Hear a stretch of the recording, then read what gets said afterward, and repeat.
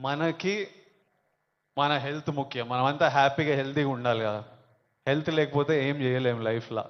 మనం హెల్తీగా ఉండాలి, మన అమ్మ నాన్న గర్వంగా ఉండాలి, హ్యాపీగా ఉండాలి. అది ముఖ్యం కదా. Yes or no? డబ్బులు ముఖ్యం.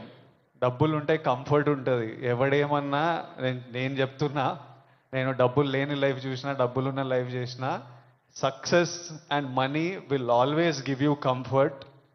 ఇవి ముఖ్యము.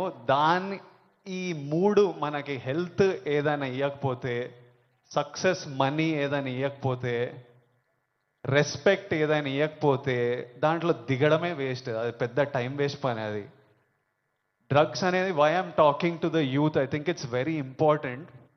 30 years వరకు నా నా పర్సనాలిటీ నాకే తెలియదు. 30 తర్వాత నేనెవరిని, నేను ఎలాంటి మనిషిని, అప్పటి వరకు చాలా ఇన్ఫ్లుయెన్స్ అవుతాం ఫ్రెండ్స్ వల్ల, పక్కనున్న సిచ్యువేషన్స్ వల్ల. రకరకాల సిచ్యువేషన్స్ అరౌండ్ అస్ మనని ఇన్ఫ్లుయెన్స్ చేస్తాయి.